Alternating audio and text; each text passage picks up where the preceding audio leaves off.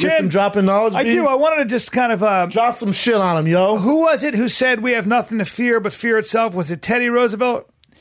Or was it Franklin Delano Roosevelt? Either way, I've always liked that saying. And I wanted to kind of caution all of you from overreacting to certain things. Lately, it's been immigration, illegal immigration on the right. But, human beings have always sort of reacted hysterically en masse as a group to something that's new, something they can't control, something they don't understand. And there's an article from 1985, and I want you guys to kind of get a sense of what AIDS was like when I was 18, 19, and when I was in my sexual prime and all my friends and everybody's having sex, and what it did to us, because we were terrified. This is from the New York Times. And I want to read this, just a couple things so you understand what AIDS did to our psyche. A majority of Americans favor the quarantine meaning keeping people separated, of AIDS patients, and some would embrace measures as drastic as using tattoos to mark those with the deadly disorder, according to a poll published today.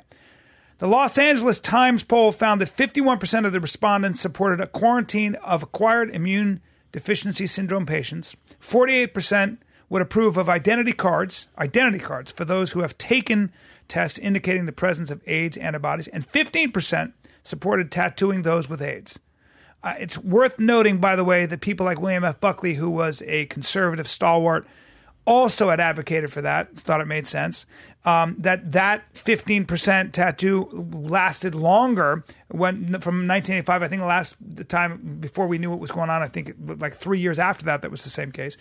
The poll of 2,308 people was conducted by telephone December 5th to the 12th. The margin of sampling error in the survey was 3 percentage points in either direction. 77% of those responding said they would support a law making it a crime for homosexuals or others in groups of high risk for AIDS to donate blood, while 51% said they would support a law making it a crime for an AIDS patient to have sex with another person. Although 51% of those polled said they favored laws to protect homosexuals against employment discrimination, AIDS notwithstanding, 45% say they would support testing job applicants for AIDS antibodies.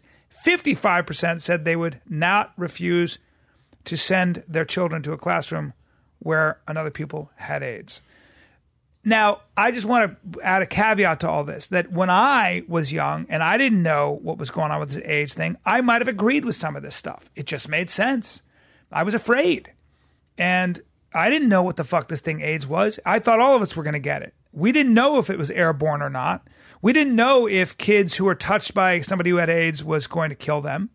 And so it kind of made sense when I heard, well, if you have a dangerous disease, should you get a tattoo? It's kind of against the Constitution maybe, but gee whiz.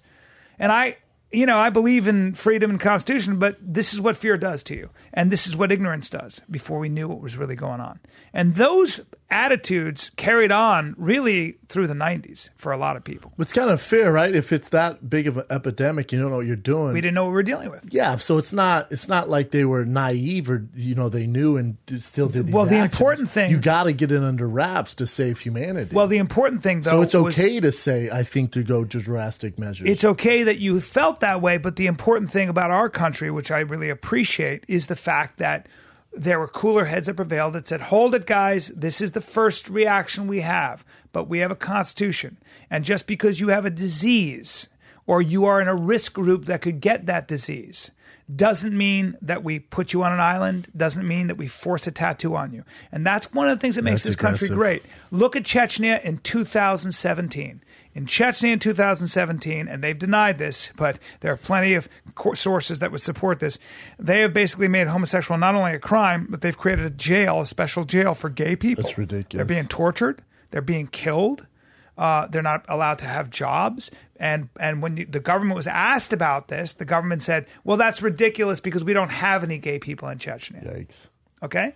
Real issue, though, for sure. Yeah, just be aware of that. Be aware of your own fear and what it does to you. Boom. Is that it? That's it, brother.